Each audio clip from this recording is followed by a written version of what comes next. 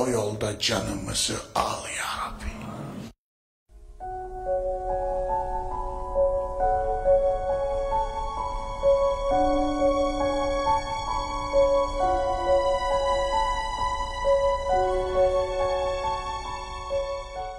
Euzu billahi mineşşeytanirracim. Bismillahirrahmanirrahim. Elhamdülillahi Rabbil alemin. Vessalatu vesselamu ala Resulina Muhammedin ve ala alihi ve ashabihi ve etba'ihi ecma'in. Rabbi şrahli sadri ve yessirli emri ve ahlul ukdeten min lisani yefkahu kavli. Rabbim göğsüme genişlik ver. Kolaylaştır işimi. Düğümü çöz dilimden ki anlasınlar beni. Rabbi edhilni mudhale sıdkın ve ahricni muhraca sıdkın ve cealli min ledünke sultanen nasira. Rabbim girdiğimiz yere sana, Kur'an'a, imana sadakatle girdir. Çıktığımız yerden sana, imana, Kur'an'a sadakatle çıkar. Bize bu sadakati taşıyacak bir güç lütfet ya Rabbi. Rabbena iftah bil hayr ve ihtim bil hayr. Rabbi yessir ve la tuassir. Rabbi temmim bil hayr. Ya müfettihal ebvâb, iftah lana hayral bâb. Ey kapıları açan Allah'ım, bizim için hayır kapılarını aç. Ümmetimiz için hayır kapılarını aç. Mısır'daki mazlumlar için hayır kapılarını aç. Suriye'deki mağdurlar için hayır kapılarını aç. İnsanlık için hayır kapılarını aç. Bizi o kapının bekçisi kıl ya Rabbi. Bizi o yolun yolcusu kıl ya Rabbi. Bizi o yolda yaşat, o yolda canımızı al ya Rabbi. Amin. Ya mu'in. Ve selamun alel murselin. Velhamdülillahi Rabbil alemin. Değerli kardeşlerim, hepiniz hoş geldiniz, sefalar getirdiniz. Amerika'dan gelen kardeşlerim, hoş geldiniz. Kanada'dan gelen kardeşlerim, hoş geldiniz. Kazakistan'dan gelen kardeşlerim, hoş geldiniz. Kırgızistan'dan gelen kardeşlerim, hoş geldiniz. İngiltere'den gelen kardeşlerim, hoş geldiniz. Hollanda'dan, Almanya'dan, Belçika'dan gelen kardeşlerim, hoş geldiniz. Sudan'dan gelen kardeşlerim, ehlen ve sehlen ala kulubina. Lestum duyufen velakin entum sahibul beyt ve nahnu duyuf ezun herkes. Ve hepiniz Türkiye'nin her tarafından gelen güzel kardeşlerim, ribatımıza hoş geldiniz. Bismillahirrahmanirrahim. Ya eyyühellezine amenu sabiru ve sabiru ve rabitu vettekullah leallekum tuflihun. Ey iman edenler, ey iman iddiasında bulunanlar, iman büyük bir iddiadır. İddianızı ispat etmek istiyorsanız, etmek istiyor musunuz? Hadi buyurun o zaman. İsbiru, direnin, sabredin. Sabır direniştir. Sabır hakikatte direnmektir. Sabır hak yola çıktığında, üzerine gelindiğinde bir adım geri atmamak, yolu satmamak, yola yatmamaktır. Sabır hak ve hakikat üzere direnmektir. Sadece sabretmeyin. Ve sabiru, birbirinize sabrı tavsiye edin. Tavsiyeleşin. Yani birbirinize direnişi aşılayın. Ve tevassav bil hakki ve tevassav bis sabr. Ve sabiru budur işte. Birbirinizle sabrı paylaşın. Birbirinize sabrı çoğaltın. Yani birbirinizin sabrı olun. Birbirinizin. Bunu nasıl yapacağız? Verabitu. Just because you can't see something doesn't mean it isn't there. Nöbet bekleyin. Ribat yapın. Murabıt olun. En büyük değer imandır. Biz müminler için. Topraklar el değiştirir. İnnel arda lillah yurithuha men yeşâ. Yeryüzü Allah'ındır. Dilediğini oraya varis kılar. Ama innel imane limen talebe. İman talep edenindir. Femen şa'e fel yu'min ve men şa'e fel yekfur. Dileyen iman etsin, dileyen inkar etsin. O zaman toprakların sınırında nöbet beklersiniz. Fakat yine de el değiştirir. Devletler el değiştirir. Devlet mütedavel olandır. Tedavül edendir. Bir elden çıkıp bir ele girendir. Onun için devlet demişler zaten. Ama en büyük değer imandır. İmanın nöbetini bekleyen en büyük nöbetçi, iman nöbeti de en büyük nöbettir. Ribatlar bir iman nöbetidir. Murabıt olmak, iman nöbetçisi olmaktır. Yüreğin sınırlarında, kalbin sınırlarında nöbet beklemek. Şeytan ve şeytansılar imanı çalmasın, imana darbe vurmasın, imanı soymasın, imanı zedelemesin, imana halel getirmesin diye kalbin sınırında nöbet beklemektir. Yıl 1987 Datça Ribat. Yıl 2013 Uludağ Ribat. 26 sene. Dile kolay. 26 senedir biz ribat yaparız. 1987'den 2013. 26 yıldan beri bu ribatlardan çok insan geldi geçti elhamdülillah. Ve bu ribatlarda ekilen tohumların bir tanesini Rabbimin zayi ettiği kanaatinde değil. Bakınız 17 yıl evvel katıldığım ribat tadı damağımda kaldı diyor.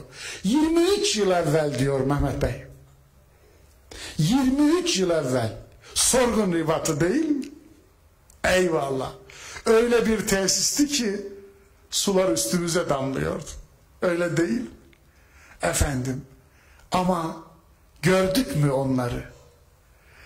Bulunduğumuz mekana bakmadık. Gönüllerimize baktık değil. Rabbim oradan buraya getirdi. Ve bugün elhamdülillah ribatlar büyüdü, murabıtlar büyüdü, mekanlar büyüdü, zamanlar büyüdü.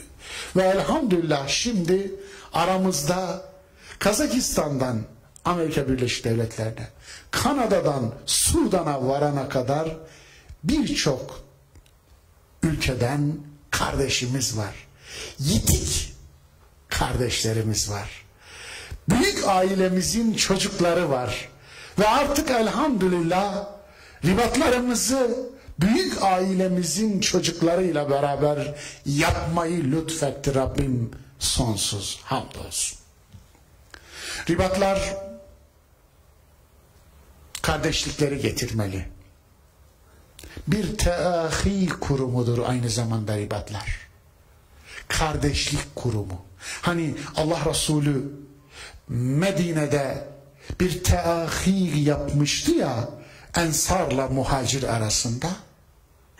İşte onun gibi ribatlar da kardeşlik irtibatı kurmak için yapılırlar. Burada irtibat kuracaksınız. Murabıt olmak rabıta kurmakla mümkündür. Murabıt olmak irtibat kurmakla mümkündür. Onun için biz koparılmış bağlarımızı bağlamaya geldik. Evet. Koparılmış bağlarımızı tekrar bağlamaya geldik. Onun için burada bağladığınız bağ Allah'ın izniyle cennete kadar gidecek bir kardeşlik bağı olur. Hadi göreyim. Buraya az geldiniz, çok gidin. Küçük geldiniz, büyük gidin. Buraya tek başınıza geldinizse çok başınıza gidin. Buraya bir aile geldinizse 5 aileyle gidin. Bakalım kimin daha fazla kardeşi olacak. Şunu unutmayın, ribatlar sadece aklın doyduğu yerler değil, gönlün doyduğu yerlerdir. Onun için 24 saati Müslüman etmenin temrinidir ribatlar. 24 saat nasıl Müslüman edilir? Silme bir gün nasıl Müslümanca yaşanır? Gece gündüze, gündüz geceye nasıl şahit kılınır? Onun için ribat yaparız. Bu ribatlar bu açıdan değerlendirebilirseniz bir mayadır. Maya. Bu mayayı ömrünüze mayalarsınız. Damızlıktır. Bu mayayı, bu damızlığı götürürsünüz, ömrünüzü çalarsınız. Ömrünüzü mayalarsınız, bütün bir ömrünüz ribat olur.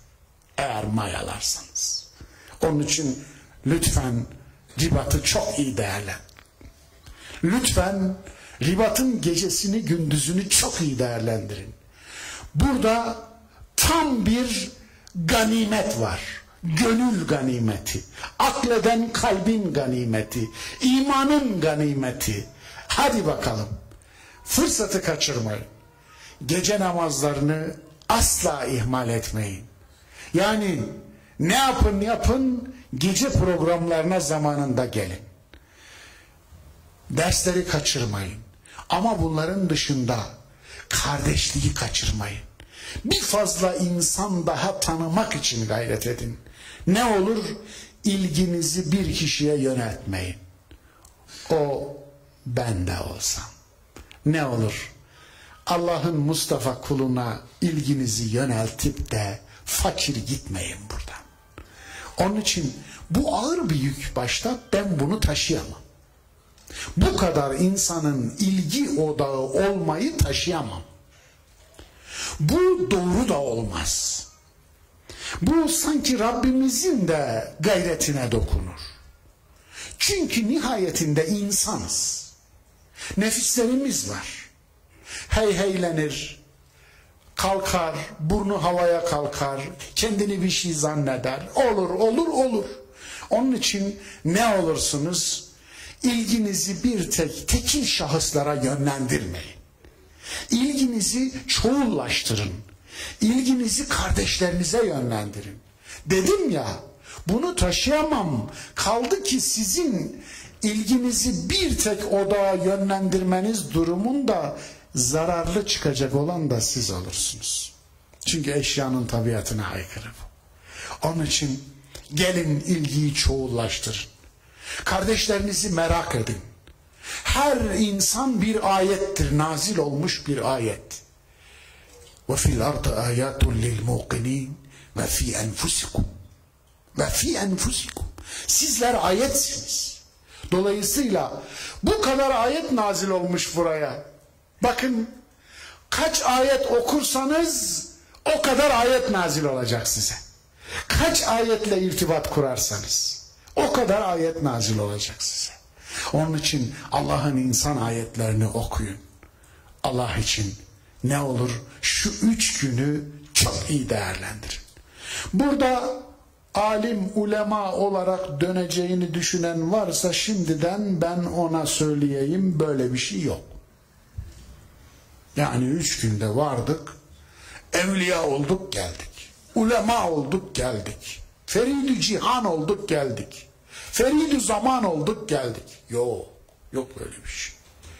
3 günlük öyle oluşlardan hayır da çıkmaz zaten. Onun için bura bir maya olabilir.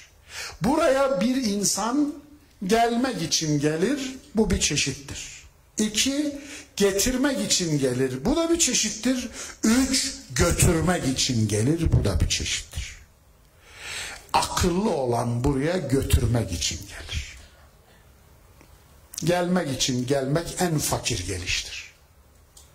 Akıllı olan götürmek için gelir. Onun için bura hakikaten bir tür umreye benzer. Benzer diyorum. Kimse yanlış anlamasın. Osmanlı döneminde Osmanlı halkının çok güzel bir cümlesi varmış. Kudüs'e gidenlere Kudüs umresine gidiyoruz derlermiş başkalarına. Ya Kudüs'e umre mi olur Allah aşkına? Umre nedir? Umre, amr-ı ma'mur eden şey demektir. Umre. Ma'mur eden şey. Dolayısıyla siz buraya hayatı mamur etmeye geldiniz. Hayatınızı mamur ediyorsa Uludağ umresi olur. Olur mu? Lebbeyk Allahümme lebbeyk, lebbeyk la şerike leke lebbeyk, innel hamde ve ni'mete leke vel mulk la şerike lek. Olur mu? Olur Allah'ın izniyle. Olur Allah'ın izniyle. Onun için lebbeyk deyin yeter ki. Buyur ya Rabbi. Buyur. Rızayın arkasına düştüm. Rızanın. Ve geldim ya Rabbi. Allah aşkına. Ta Amerika'dan kalkılıp gelinir mi? Ta Kanada'dan kalkıp gelinir mi? Ta Sudan'dan kalkıp gelinir mi? Ta Kazakistan'dan, Kırgızistan'dan kalkıp gelinir mi? Almanya'dan, Hollanda'dan, Belçika'dan kalkıp gelinir mi? Gelinir. İlahi, ente maksudi ve rıdake matlubi. Eğer maksudun Allah ise, talebin de rızası ise gelinir. Gelinir. Biraz önce ne kadar hoştu o ihtiyarın ettiği laf. Evet. Öyle bir hayat yaşa ki. Ben onu şöyle anladım. Allah'ın emeğine değsin. Allah'ın verdiği emeğe değsin. Allah'ın emeğisiniz siz. Onun için emek veriyoruz. Kendinize emek verin, olmaz mı? Kendinizden istifade edin, olmaz mı? Kendinizden yararlanın, olmaz mı? Kendinizden istifade edin dedim, farkında mısınız? Ağzımdan çıkanı kulağım duyar elhamdülillah. Onun için kulağımın duymayacağı şeyi konuşmam. Kendinizden istifade ediyor musunuz? Kendinizden istifade etmeniz için kendinizi kollamanız lazım. Bir kendiniz olmanız lazım. Nasıl olacaksınız? İşte burada bunu konuşmaya geldik. Kendini yönetmek. Bu ribat boyunca konumuz bu. Kendini yönetmek. Kendini yönetmeyi 3 başlık altında ele alacağız. Meziyetlerini yönetmek, zaaflarını yönetmek ve acılarını yönetmek. Meziyetleri, zaafları, acıları yönetmek. Yani burada sizi konuşacağız. Bizi konuşacağız. Onları konuşmayacağız. Ama tabii ki onlar olmayanları da konuşmak durumundayız. Sözümün başında başlarken öncelikle Rabiatul Adeviye'ye bir selam göndermeme izin verin. Siz Rabia'yı televizyondan gördünüz. Ben Rabia'da yaşadım. Rabiatül Adeviye Camii'nde ben itikafa girdim. Biliyor musunuz?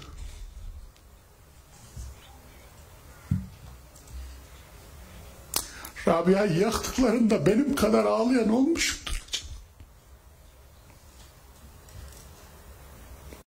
I'd messaged some friends at home and said, just to let you know, as things stand, I'm going to win Super Six. It was a very...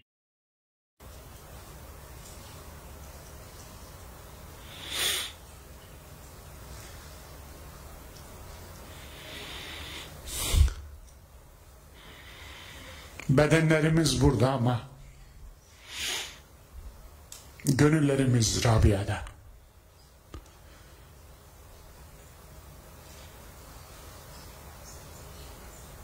Şahitliklerine şahidiz. Yaşayanların da ölenlerin de şahitliklerine şahidiz. Rabbim şahit olsun. Biz şahidiz ya Rabbi, sen de şahit ol. Dünya kaynıyor. Ümmet coğrafyası kaynıyor. Bir tarafım buruk, bir tarafım yanık, bir tarafım kırık. Çok mahzun. Ama bir tarafım da içten içe seviniyor. Neden derseniz, acı çektiğimiz için. Zira ölüler acı çekmezler. Acı çekiyorsak diriyiz demektir. Elhamdülillah diriyiz. Ümmet olarak diriyiz. Elhamdülillah uğruna ölünecek davamız var. Davamızın uğruna ölecek adamlar var. Kadınlar var. Gençler var. Buna siz hamd etmiyor musunuz? Batının her şeyi var ama ne uğruna ölünecek bir davası var, ne de o dava uğruna ölecek adamları var. İnanın buna. Ve bizi onun için kıskanıyorlar. Ve bizi onun için kıskanıyorlar. Bu çağ alt üst oluşlar zamanı. Alt üst oluşlar. Tarihin kırılma anına denk geldik. Tarihin hamurunun ve çamurunun karılma anına denk geldik. Cinayeti gördük yani nesil olarak. İnanın bu açıdan belki en sancılı kuşaklardan biriyiz ama en nasipli kuşaklardan da biriyiz. Biz yaşarken oluyor her şey, farkında mısınız? Yeryüzünde çok az nesle nasip olur bu kadar şeyi görmek. Çok az nesle. Bir nöbet değişim zamanına denk geldi bizim ömrümüz. İnsanlığın nöbet değişimi. Malumunuz, askerlik yapanlar bilirler. Aranızda eski subaylar da vardır, astsubaylar da vardır. Onlar da bilirler. Emniyet, yani güvenlik zaafının açığının en çok olduğu an nöbet değişim anıdır. Ve yeryüzü egemenleri şu anda güvenlik zaafı yaşıyorlar. Çünkü nöbet değişim anındalar. Eğer bu ümmet uyanık olursa, bu ümmet akıllı olursa, bu ümmet diri olursa, bu ümmet eğer akleden bir kalbe sahip olursa, stratejisi olursa, planı olursa, projesi olursa, önünü arkasını iyi hesap ederse, bu ümmet adam olursa eğer, Allah'ın izniyle yeniden insanlık nöbetine seçilecektir. Yani insanlığın murabıtı olacaktır. Rabbim insanlığın yangın kulesine bu ümmeti yeniden koyacaktır. Eğer bu ümmet adam olursa.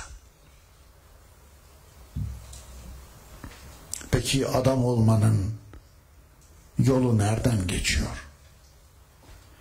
Kendini yönetmekten geçiyor. Kendini yönetmekten. Daha kendini yönetemeyen hiçbir şeyi yönetemez. Doğru mu? İtiraz eden var mı aranızda? Kendini yönetmeyi beceremeyen hiçbir şeyi yönetemez.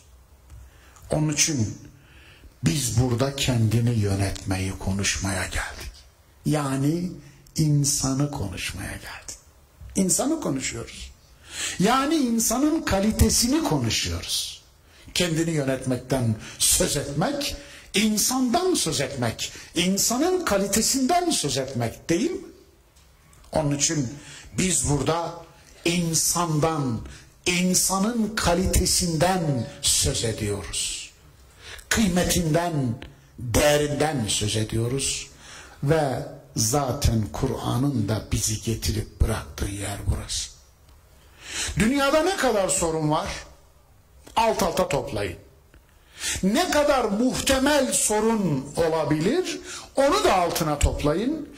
Geçmişte insanlığın tüm tarihi boyunca ne kadar sorun var, onu da altına yazın. Tüm sorunların temelinde bir tek unsura ulaşırsınız. İnsan. Assalamu alaikum, brothers and sisters. We need to finish this project. This is Imam Sarat Muhammad. Alhamdulillah, I'm here at Masjid Isa ibn Maryam. El-insan muşkiletul insan der Ebu Hayyan et-Tevhidi. İnsan, insanın sorunu. İnsan Allah'ın sorunu değil yani. Allah'ın sorunu olamaz insan. İnsan, insanın sorunudur. El-insan muşkiletul insan. Dolayısıyla insanın kendisi sorun. Ama Allah'ın sorunu değil. İnsan, insanın sorunu. Peki bu sorunu çözdüğünüz zaman diğer sorunların hepsini çözüyorsunuz. Bu sorunu çözmediğiniz zaman her şey sorun oluyor.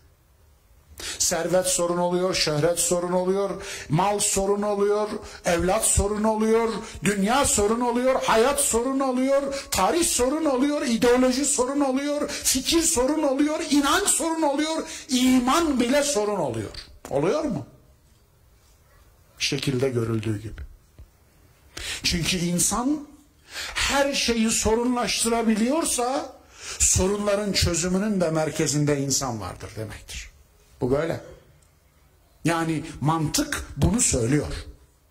Zaten bu manada Kur'an da bizi aynı yere getiriyor.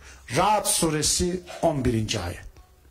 İnna Allaha la yugayyiru ma bi kavmin hatta yugayyiru ma bi enfusihim. Bu. Hâzâ huvel kavl. Söz bu. Başka yok. Bir toplum, bireyler, fertler kendilerini değiştirmedikçe Allah o toplumu değiştirmez. İnnallâhe lâ yugayyiru mâ bi kavmin hattâ yugayyiru mâ bi. Müsbet ya da menfi fark etmez. Kötüye doğru değişirsiniz, Allah sizin toplumunuzu tercihinizin peşine takar. فَلَمَّا زَاغُوا اَزَاغَ اللّٰهُ قُلُوبَهُ. Ne zaman kaydılar Allah da kalplerini kaydırdı.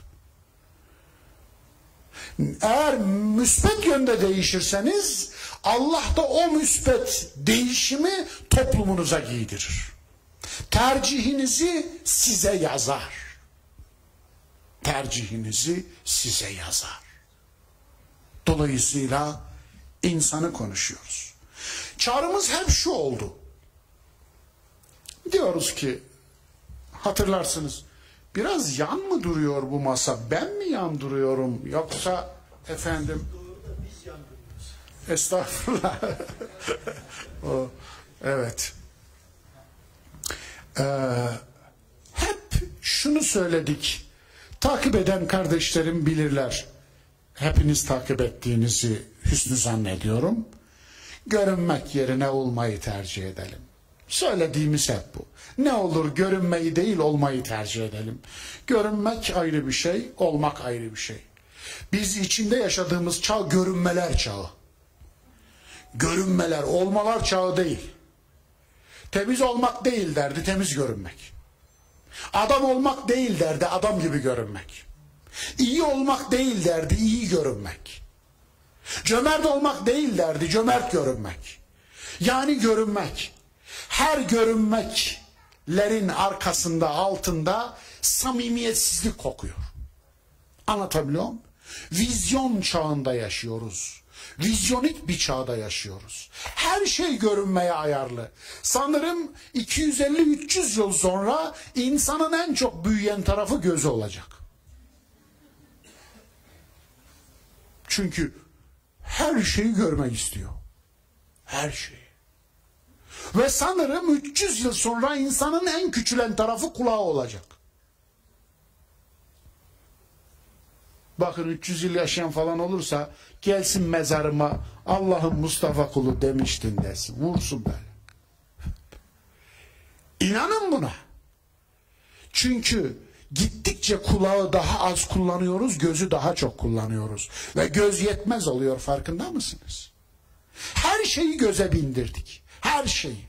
Her şeyi göze bindirdiğimizde de karşımızdakini ahlaksızlığa davet ediyoruz. Çünkü biz her şeyi göze yükleyince o da gözünüze hitap ediyor. Ne yapsın zavallı?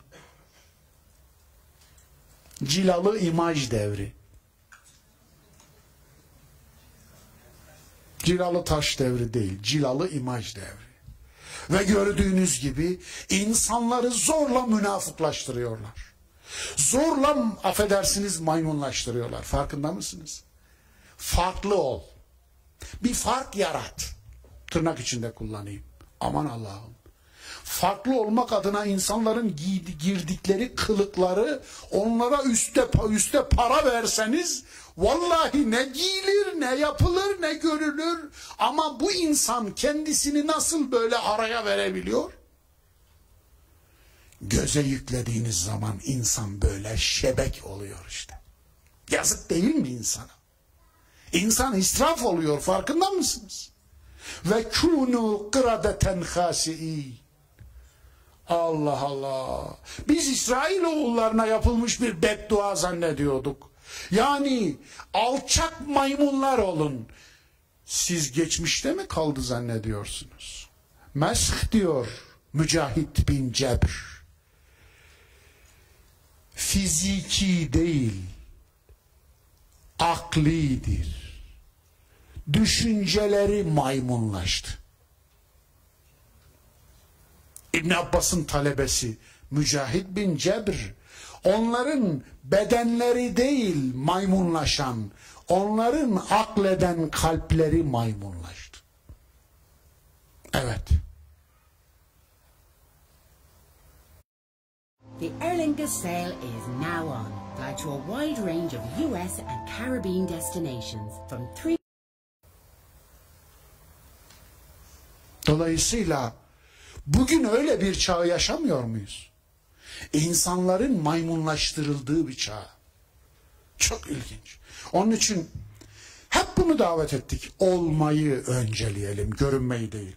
Yine şunu söyledik, birey değil şahsiyet olalım. Değil mi? Peki nasıl olacaktı? İyi de nasıl olacak diye sorduğunuzu duyar gibiyim. İşte bu ribatta işleyeceğimiz konular bu sorunun cevabıdır. Kendini yönetmek. Bunu öğrendiğimiz gün bu olacak. İnsanlığın bir başka açıdan, konunun bir başka açıdan bir başka boyutu daha var. İnsanlığın sosyal örgütlenme tiplerini üçe ayırabiliriz. Bu fakire ait bir tespit.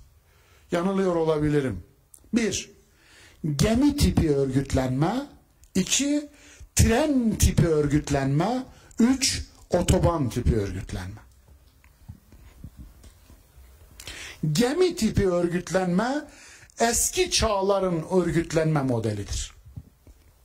Kadim çağların, insanlığın kadim çağlarında insanlığın örgütlenmesi gemi tipi örgütlenme. Ne demek bu?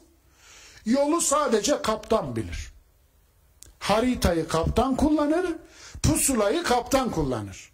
Kaptana kayıtsız şartsız güven esastır. Gemide kimse kendi kafasına göre hareket edemez. Çünkü gemi batınca herkes batar. Eski bir örgütlenme tipi bu. Anlatabiliyor muyum?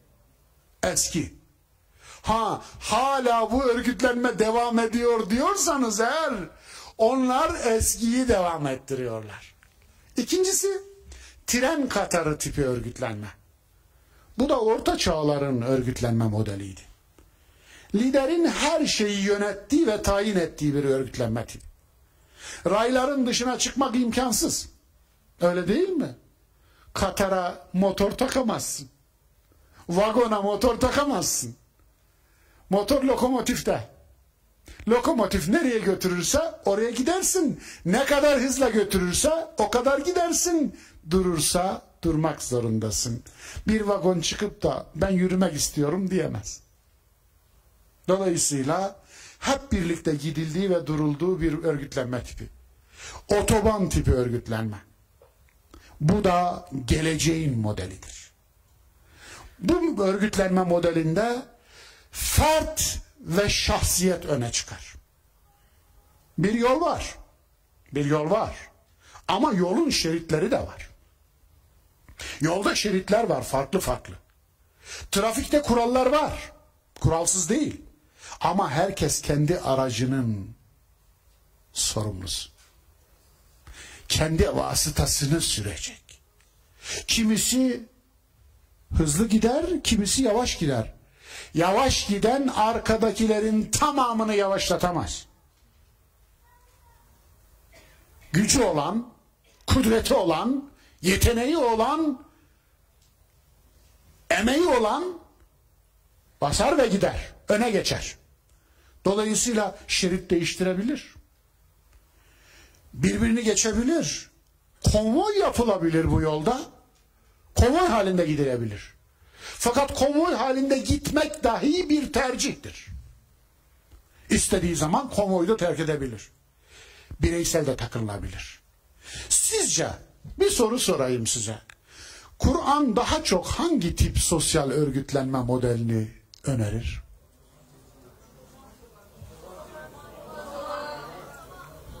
Ya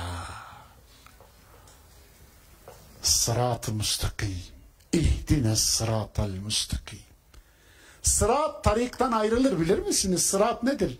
Street var ya, street İngilizce'deki sırattan geçmedir.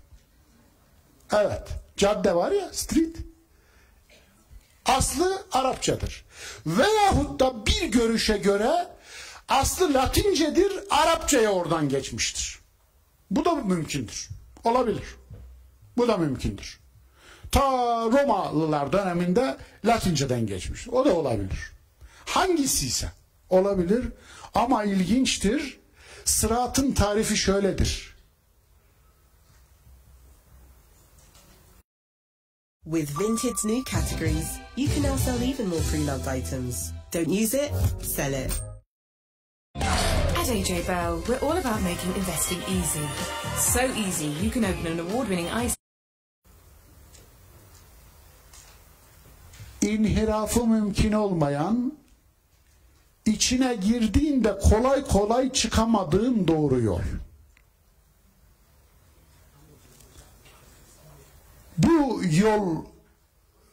Bu yol bugünkü otoban. Aslında o gün otoban yoktu Kur'an'ın indiğinde. Sırat ne için kullanılırmış biliyor musunuz? Hani her yol Roma'ya çıkar var ya, tüm Roma şehirlerinde bir Roma'ya çıkan merkezi yol olur. Merkezi, tüm Roma şehirlerinde görürsünüz siz bunu. Gidin, iki tarafı sütunludur bu yolun. İki tarafında dükkanlar vardır, iş yerleri. Şehri çıkıncaya kadar bu yol devam eder. İşte her yol Roma'ya çıkar yolu o şehirde romanın başladığı yerdir. Sırat diye oraya denirmiş. Yani Kur'an bu kelimeyi Roma'nın medeniyetindeki bu yollardan ödünç almış. O dönemde. Anlatabiliyor muyum? Ve sırat-ı müstakim. Müstakim yol. Yani doğru yola, doğru sona çıkan, doğru menzile çıkan yol demek. Müstakimi bu.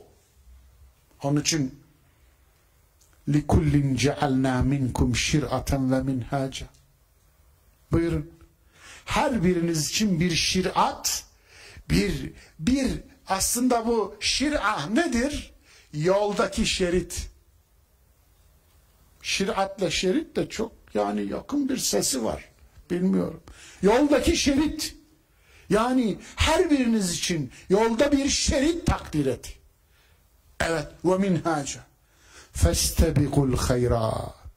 Aynı yerdedir bu. Bakınız Maide 48. Hayırlarda yarışın. Ancak otobanda bu ayetle amel edebilirsiniz. Tren katarında amel edemezsiniz. Değil mi? Mümkün değil. Gemide mümkün değil. Ancak otobanda. وَلَا تَزِرُ وَازِرَةٌ وِزْرَ اُخْرَى. Hiç kimse hiç kimsenin yükünü taşımaz. Sorumluluğunu taşımaz. لِكُلِّ اِنْسَانٍ اَلْزَمْنَاهُ طَائِرَهُ ف۪ي عُلُقٍ. Biz her insanın kaderini kendi çabasına bağlı kıldık. Buyurun. İsra suresi 13. ayet. Fert ya bencilliğin pençesinde bir birey olmak ya da ben idrakine kavuşup şahsiyet olmak. Bu ikisi arasında tercihte muhayyer. Ya şahsiyet olacak ya birey. Günümüzde de insanı bekleyen iki şey. Ya birey olacak ya şahsiyet. Şahsiyet olmak ne demek? İslam'ın insan tipi şahsiyet tipidir. Batı'nın insan tipi bireydir. Individualist. Yani bireycilik. Bunun karşısında şahsiyetçilik var. Eşşahsaniyetul İslamiyedir. Abdülaziz el-Habbabi rahmetli merhum. Harika bir şeydir. Şahsiyet budur. Onun için İbn Bacca bunun için müstakil bir eser yazmış. Bu konuda. Müstakil bir eser yazmış ve orada İslam şahsiyetçiliğini işlemiş. Muhteşem bir biçimde. Evet. Bunu Hayatın Yeniden İnşası için eserinde işlediğim için geçiyorum. Dikkat! Çocuklarımızın dünyasında gemi ve tren tipine yer yok. Farkında mısınız? Farkında mısınız? Gong çaldı. Müslümanlar, çocuklarınızın dünyasında gemi ve tren tipi yok. Var mı? Siz lokomotif olsanız oğlunuzu, kızınızı arkanıza sokabilir misiniz? Yok. Geçin onu. Şimdi oturup ağlayalım mı? Yani şöyle ne yapıp her yere bu tipi mi getirelim? Zorlayalım, zorla gemiye mi bindirelim? Zorla vagon mu yapalım? Yani ez çocuğu, ez aklını, ez şahsiyetini, ez kişiliğini tak bir yere gitsin. Bu mu? Bu mu yapmamız gereken? Bu mu isteniyor bizden? Tedbir ne peki? Yazılan tarihin nesnesi mi olacağız, öznesi mi? Buna cevap verelim. Çocuklarınız şimdiden hazır mı geleceğe? Yani otoban tipi bir içtimai örgütlenmeye hazır mı? Otoban tipi bir dünyaya hazır mı? Çocuklarınız kendi arabasını kendisi kullanabilecek mi, kullanamayacak mı?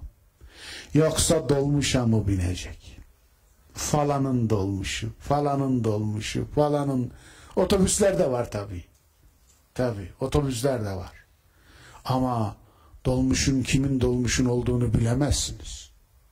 Çocuk eğer kendini yönetemezse, kimin dolmuşuna bindiğini anladığında iş işten geçer.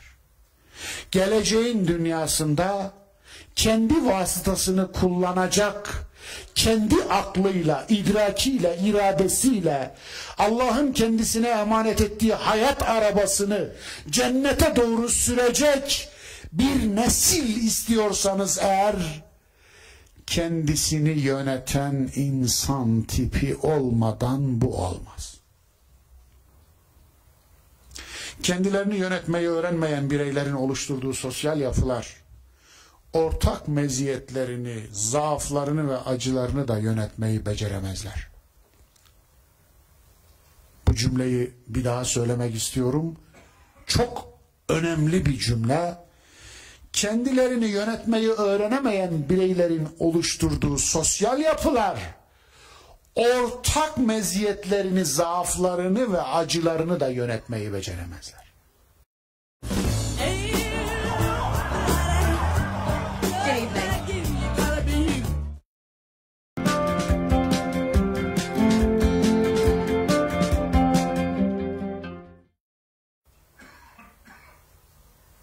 Bu cümlemi Mısır örneği üzerinden kendi içinde tartabilirsiniz. Suriye örneği üzerinden tartabilirsiniz.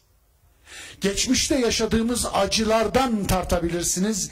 Gelecekte yaşayacağımız acılardan da tartabilirsiniz. Türkiye örneğinden de şu anda ümmetin içinde bulunduğu durumdan yola çıkarak da tartabilirsiniz. Yani eğer siz bireyleri, fertleri kendilerini yönetebilecek bir şahsiyete kazandırmıyorsanız, o bireylerden oluşturduğunuz toplumlarda meydana gelen acıları, sancıları da yönetebilecek bir toplum oluşturamazsınız. Şekilde görüldüğü gibi. Bir yapıyı oluşturan fertlerin zaafları o fertlerin oluşturduğu sosyal yapılara sirayet ediyor. Yani fertlerin zaafları cemiyetin zaafı oluyor. Bu durumda ne söylemiş oluyoruz? Ferdin artısı cemiyetin de artısı oluyor.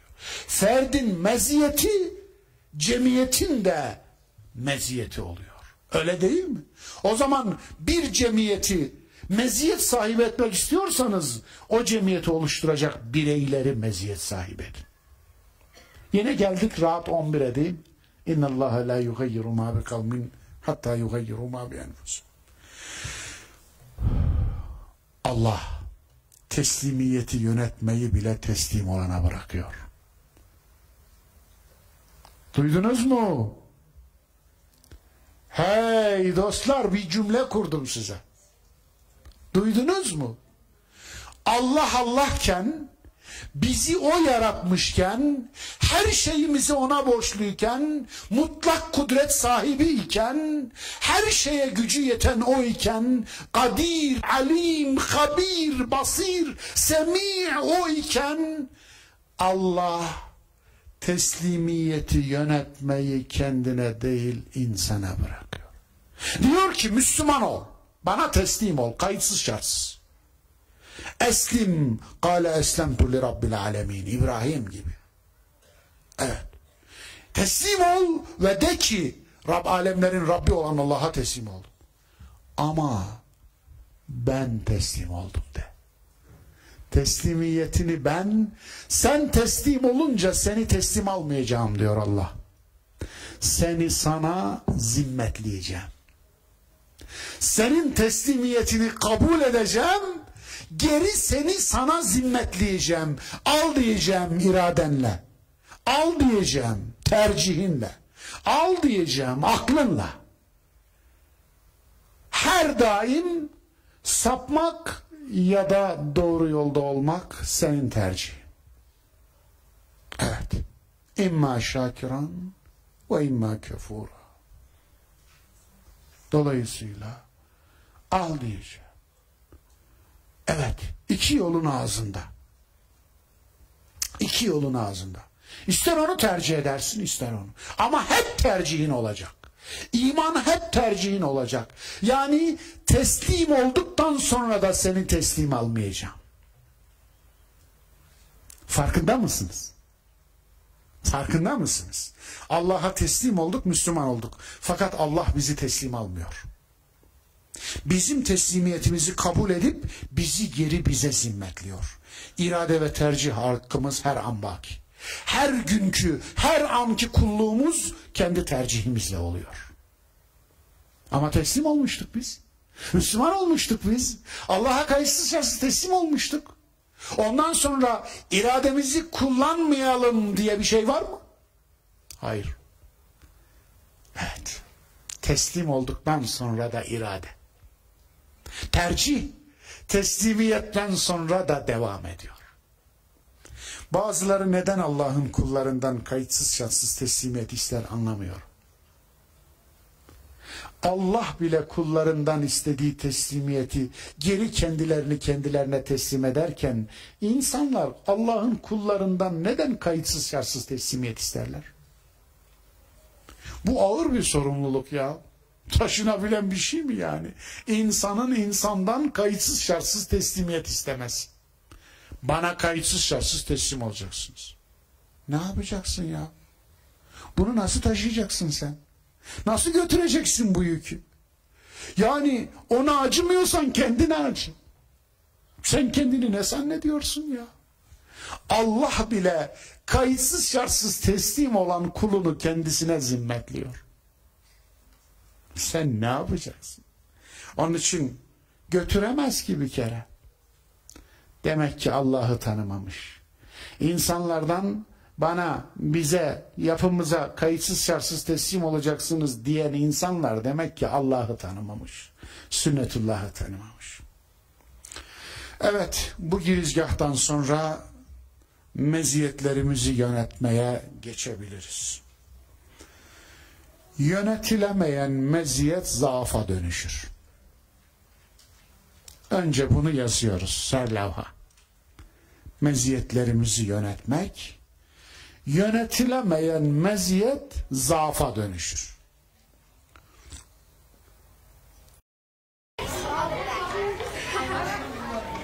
Mullah, love every bit. Do you have $100? Because I'm looking for 2,000 believers who are willing to trade $100. Meziyetler nimetlerdir. Yönetilemez ise bela olurlar. Meziyetler, sayalım birkaç tanesini.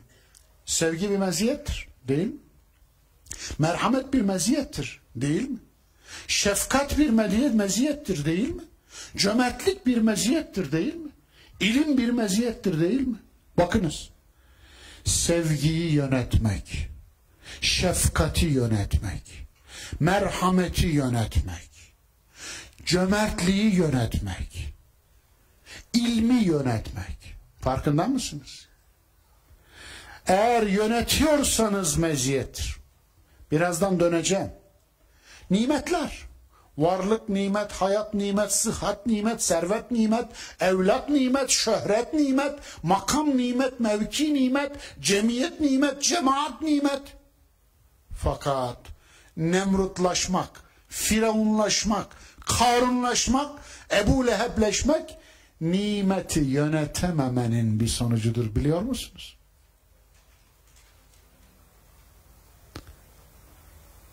Devlet gibi bir nimet olmasaydı Firavun olur muydu?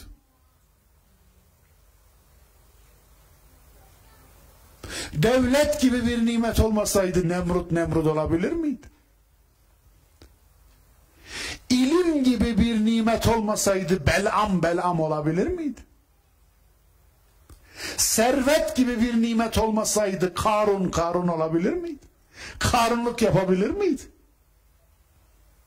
Görüyorsunuz değil mi? Nimet yönetilemeyince Karun çıkıyor, Belam çıkıyor, Firavun çıkıyor, Nemrut çıkıyor.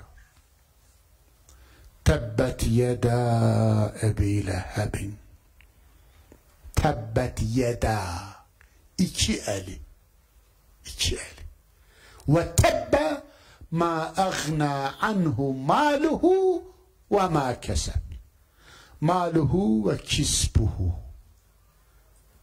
yeda maluhu ve ma keseb. Yeda, iki el. Malı, kazancı. İki eli kurusun. Ebu Leheb yapan malı ve kazancıydı. Malı kurusun, kazancı kurusun da Ebu Leheb'im, benim için yarattığım Ebu Leheb'im benim yolumdan çıkmayaydı. Keşke malı kurusaydı, kazancı kurusaydı da Ebu Leheb'imi elimden almayaydı. Allah'ın en şiddetli ayeti Kur'an'daki budur. Bu ayet bile ağzına kadar merhametle, şefkatle, ilahi rahmetle doludur. Ayetteki rahmete bakar mısınız? Malı kurusaydı, kisbi kazancı kurusaydı da Ebu Leheb'imi elimden almasaydı. Eyvallah. Ağız bir imkandır. Ama yalan yanlış konuşan ağız bir nimetin kötüye kullanılmasıdır. Diş bir imkandır fakat ekmeği değil de insanı ısırıyorsa imkan kötüye kullanılmış. Dil bir imkandır ama keskin dil yılana dönüşmüş bir şeydir. Ağzında yılan taşıyor. Görüyorsunuz. Şu koca ribat bir imkandır değil. Yönetilmezse bu imkan heba olur. Bakın. Hatta bir belaya dönüşür. Eğer şu ribat yönetilmezse bu insanlar buradan muhabbeti artarak değil nefreti artarak giderler. Zaman bir imkandır. İnsan cenneti kazanmak için verilen zamanı yönetemezse zaman bir belaya dönüşür. Yani Allah'ın sana imkan olarak verdiği zaman senin cehennemine sermaye olur. Oysa Allah zamanı sana cehennem sermayesi olsun diye vermedi. Kim söyleyebilir bunu?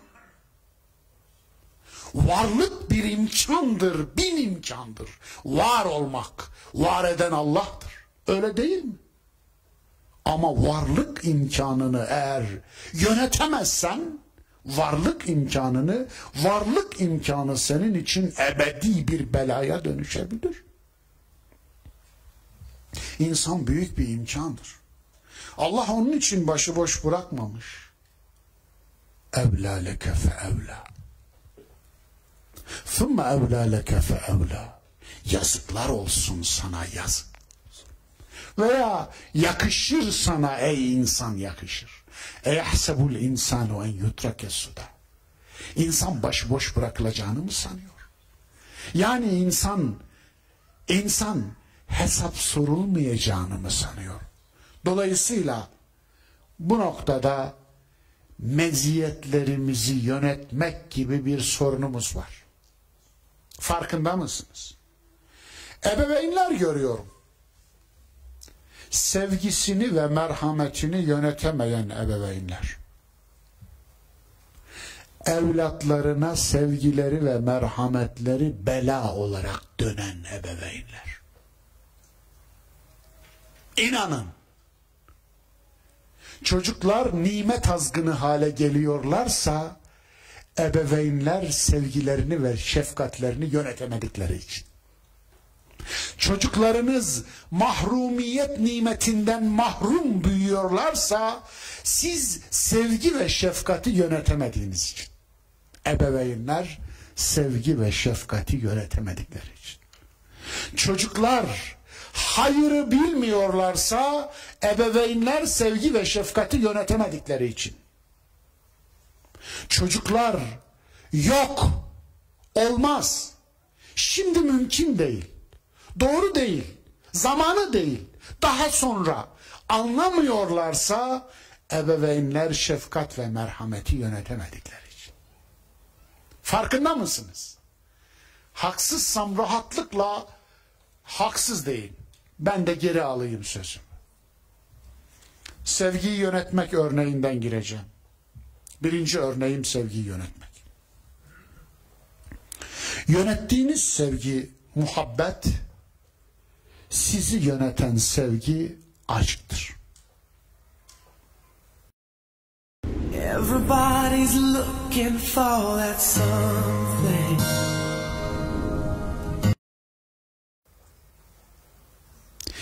azından dil açısından böyledir Arap dilinde. Aşk, aşk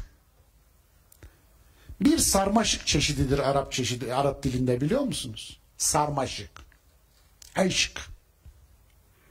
Onun için Kur'an'da hiç geçmez aşk. Sünnette de hiç geçmez. Zayıf bir hadiste gördüm, o da sahih değil. Hiç geçmez. Aşk bir sarmaşık çeşididir. Niye sarmaşığa aşk kökünü vermişler? Çünkü sevdiğini sarar ve boğar. Anlatabiliyor muyum? Onun için yönettiğiniz sevgi muhabbettir. Sizi yöneten sevgi aşktır. Yönettiğiniz sevgi ak sevdadır. Sizi yöneten sevgi kara sevdadır. Sevdanın kararmış hali. Sevda zaten kara demek değil midir? Esvet. Esvet siyah demek. Sevda, Sudan oradan gelir bak. Sudan, siyah insanlar ülkesi demektir. Efendim, ama sevda diyoruz aynı zamanda. Demek ki sevda da esmerleşebiliyor. Yani siyah insanlar çok güzel. Yani siyah inciler çok güzel. Ama sevginin kararmışı güzel olmuyor. Akı güzel oluyor. Yönetilememiş bir sevgiler. Sevgiyi yönetmeyi emreden ayetleri biliyorsunuz. وَالَّذ۪ينَ آمَنُوا اَشَدُّ حُبًّا لِلّٰهِ Bakara suresi 165. ayet. O iman edenler ki en çok Allah'ı severler. Bu ayetin üstü Allah'ı sever gibi başkalarını severler diyor birileri. يُحِبُّونَهُمْ كَحُبِّ اللّٰهِ وَالَّذ۪ينَ آمَنُوا اَشَدُّ حُبًّا لِلّٰهِ İman, yani farkında mısınız? Özne kim? Özne kim? Yani fail kim cümlede? وَالَّذ۪ينَ آمَنُوا fail. آمَنُوا اَشَدُّ حُبًّا لِلّٰهِ Yani sevgilerinin mef'ulü değil, failidirler müminler. Sevgilerinin münfaili değil, failidirler. Öznesidirler, nesnesi değil. Subjektidirler, objesi değil. Gördüğünüz gibi. Değil mi? Onun için ayet de bunu zaten vurguluyor. قُلْ اِنْ كَانَ آبَاؤُكُمْ Ayete bakın. De ki atalarınız, babalarınız ve ebnaukum evlatlarınız ve ihvanukum kardeşleriniz ve ezvacukum eşleriniz ve aşiretukum aşiretiniz ve envalun ikteraftumuha biriktirdiğiniz mallarınız ve ticaretun takşevne kesadeha kesada girmesinden korktuğunuz ticaretiniz ve mesakinu terdavneha içinde oturmaktan gurur duyduğunuz evleriniz ahabbe ileykum minallahi ve rasulihi ve cihadin fi sebili feterabbesu hatta ye'tiyallahu bi emri ahabbe ileykum eyvallah. Yani burada sevgiliyse, sevimliyse siz sevginin failisiniz. Ama onlar sizin sevginizin faili olmuşsa yanmışsınız. Onun için sevgiyi yönetmek. Hadi buyur. Sevgiyi yönetmek. Bu işte. Hristiyanların İsa'ya sevgisinde problem neydi? Evet, meziyeti yönetemediler. Sevgiyi yönetemediler. Sevgiyi yönetemedikleri için sevdiklerini ilahlaştırdılar. Şimdi sevdiğine bundan daha büyük zulüm olur mu? Düşünün. Sevdiğinizi ilahlaştırmaktan daha büyük bir zulüm olur mu? Onun için Allah Resulü la tutruni kema etriyebne Meryem. Evet. Beni Meryem oğlunu uçurup kaçırdıkları gibi uçurup kaçırmayın diyor. Fe innema ene abdun fekulu li abdullah ve rasul. Ben sadece bir kulum. Bana Allah'ın kulu ve Resulü değil. Şuna bak. Daha o günden sevgiyi yönetin yani. Ya hayral beriye demişti bir tanesi de, ağzını topla demişti o İbrahim. Ey varlığın en hayırlısı demişti de. Sevgini yönet diyor Allah Resulü. Sevgini yönet. Sevgini yönet. Çünkü kendisi sevgisini yönetiyordu. Peki Züleyha'nın problemi neydi? Sevgiyi yönetememek. Sevgi Züleyha'yı yönetmişti, aşk oldu. Züleyha Yusuf'un sarmaşığı olmaya kalktı. Onun için problem oradaydı. Problem oradaydı. Yusuf suresi sevgiyi yönetme suresidir. Allah Allah, biz bu versiyonu hiç duymamıştık. Burada duyun, ne olacak? Yusuf suresi sevgiyi yönetme suresidir. Hazreti Nebi'nin Hazreti Hasan ve Hüseyin'i nasıl sevdiğini biliyor musunuz? Torunu Hazreti Hasan ve Hüseyin'i, Ümeyme'yi, aynı zamanda Zeynep'in çocuklarını da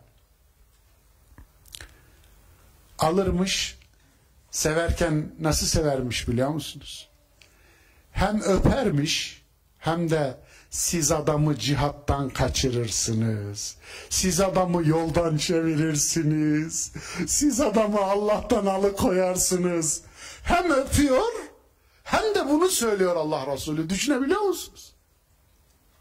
Allahu Ekber. Yani aklımda ya Rabbi, aklımda ya Rabbi, lades yok. Şeytan lades çekemez. Aklımda ya Rabbi. Sevgiyi yönetiyor Allah Resulü, farkında mısınız?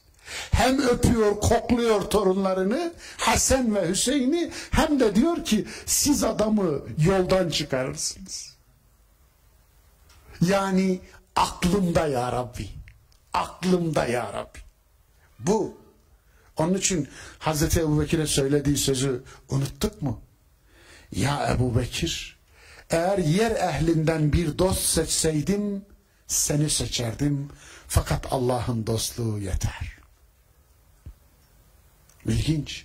Sevgiyi yönetiyor Allah Resulü. Farkında mısınız?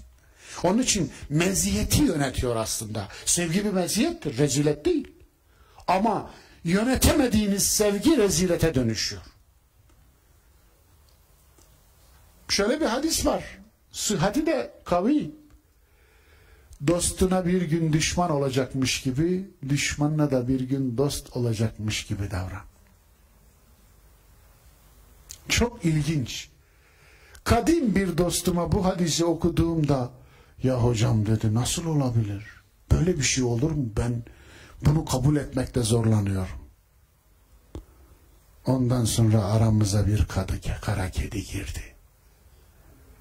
Allah ona öyle tattırdı ki, nasıl olur diyen. Ya olur. Olur. Eyvah. Dostuna bir gün düşman olacakmış gibi, düşmanına da bir gün dost olacakmış gibi davran. Mealen. Kişisel tecrübelerim var. Şahsıma olan sevgisini yönetemeyen herkesten zarar gördüm. İnanın. Yani ölçüyü aşıran herkesten zarar gördüm. Onun için olması gerekenden fazla sevmeye başladı mı ondan şöyle yavaş yavaş uzaklaşıyor. Çünkü mutlaka bir şey çıkacak bu işin sonunda. Mutlaka. O nedenle şahsi tecrübemdir. Yani tavsiye eder miyim? Siz bilirsiniz. Çünkü ölçülü olmak müminin şiarıdır. Ölçülü olmak. Onun için bu anlamda zira bir insan sevgisini yönetemediği zaman, sevmediği zaman nefretini de yönetemiyor. Onu da yönetemiyor. Sevgisini yöneten nefretini de yönetiyor. Bu çok önemli. Melekleştirme ile şeytanlaştırma tersinden birbirine çok benziyor. Melekleştiren adam sevmediğini de şeytanlaştırıyor. Hatta aynı adam melekleştirdiğini bir müddet sonra şeytanlaştırabiliyor. Hiç muvazeneli bir tavır değil. Hiç. Onun için sevinci, tabii sevgiyi yönetmek, sevinci yönetmek de bu başlık altında değerlendirilebilir. Çok ilginç bir bahistir aslında sevinci yönetmek. Neden dini bayramlar vardır? Dini bayramların teşri kılınmasının sebebi nedir? Tek sebebi vardır: sevinci yönetmek için. Sevinci yönetmek. Sevinç yönetilemeyince ne olur biliyor musunuz? İnsanlığın başına öyle bir bela açmış ki insanlık nasıl sevinileceğini bilmiyor. Kendi başına bırakmaya gelmez insanoğlunu, sevindiğinde de zarar veriyor. Eski Mısır'da bayramlarda bakire bir kız Nil'e atılırdı. Bir kız, binlerce kız. Ya bayram kimin bayramı? O kızın bayramı ne olacak? Senin bayramın onun felaketi. Senin sevincin onun kederi. Senin bayramın onun katli. Böyle bayram mı olur? Aztek ve İnka uygarlıklarında bayramlarda bakireler tanrılara kurban edilirmiş veya gök tanrılar. Aynı şeyi Sümer'de, Ur'da görüyoruz.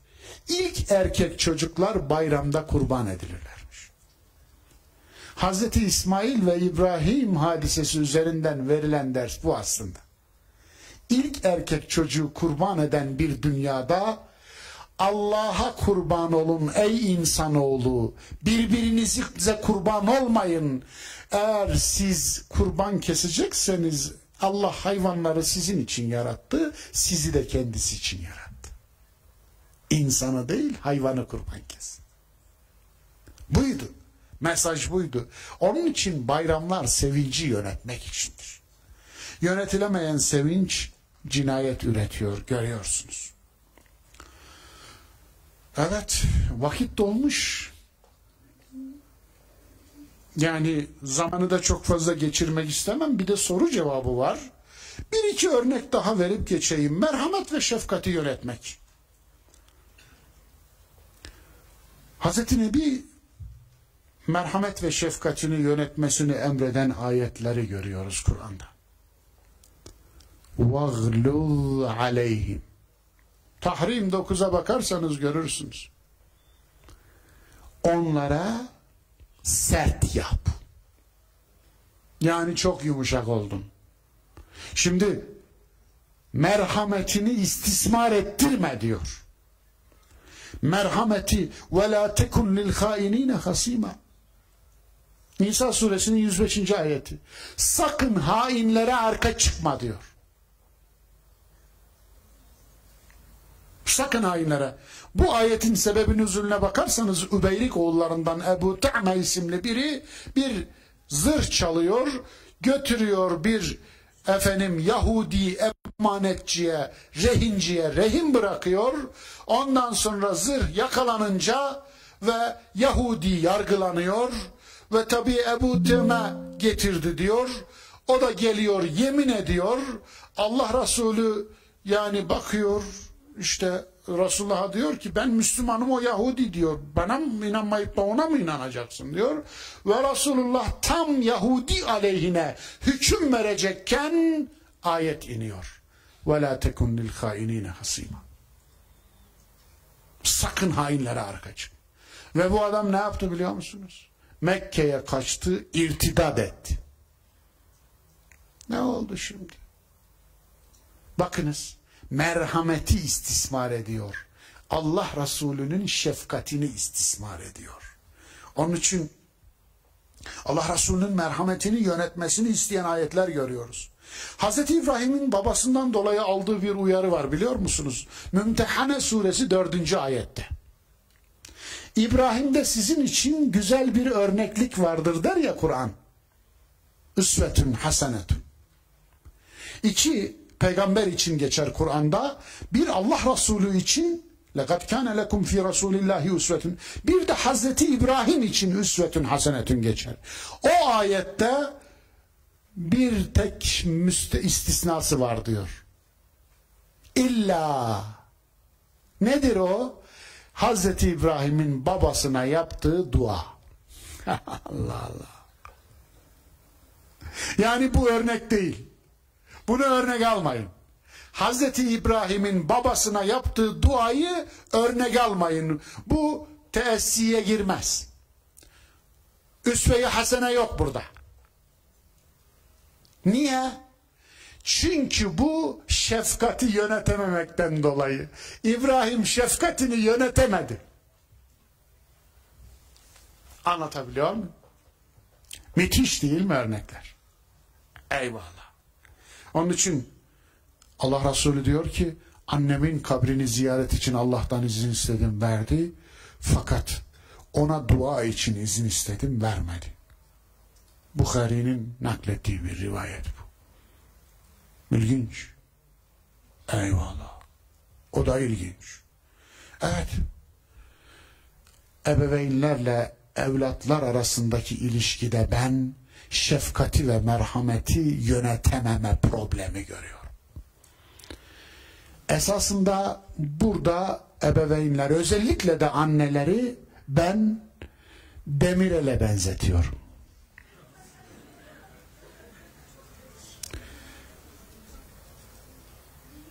Demirel ne yapıyordu?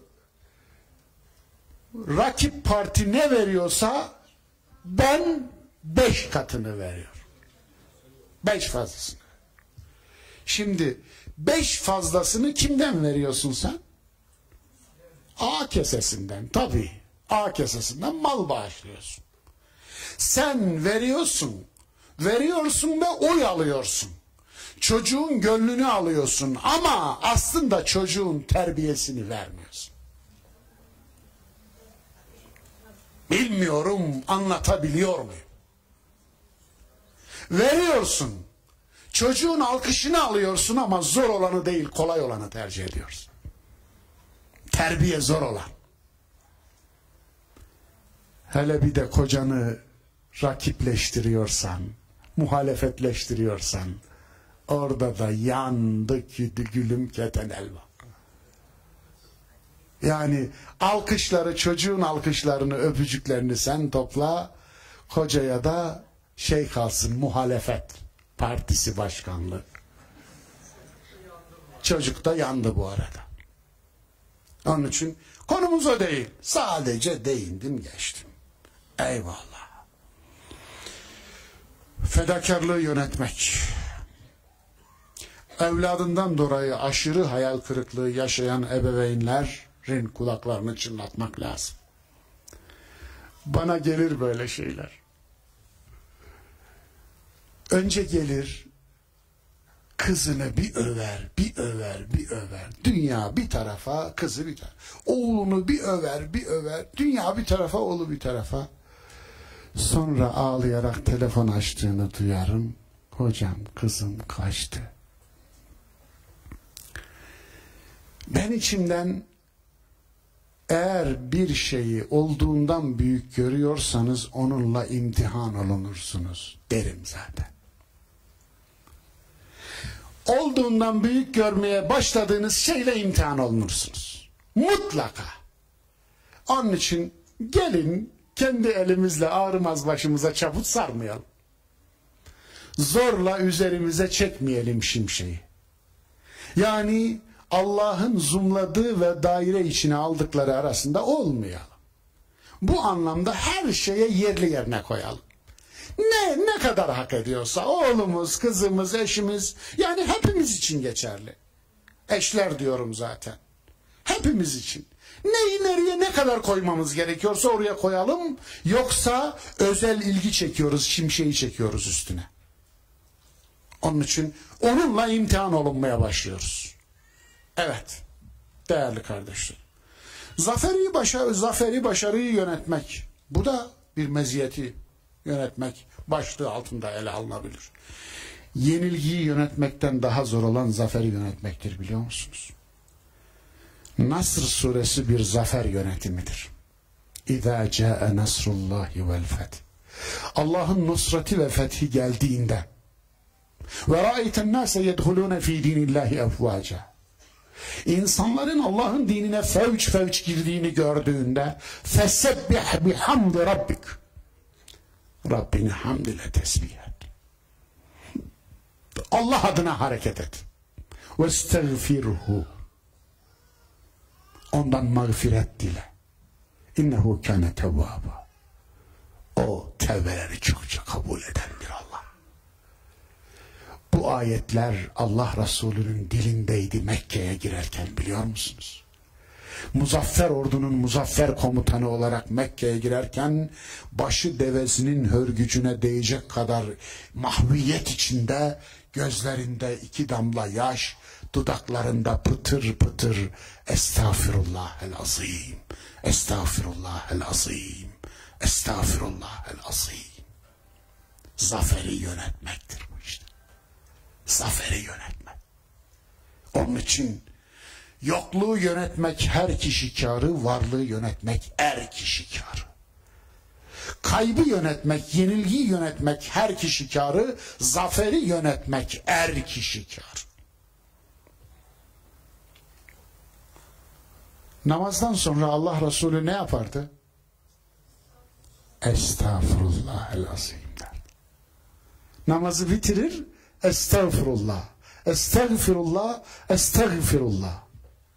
Neden? Namaz kılmak kötü bir şey mi de Allah'a istiğfar ediyor?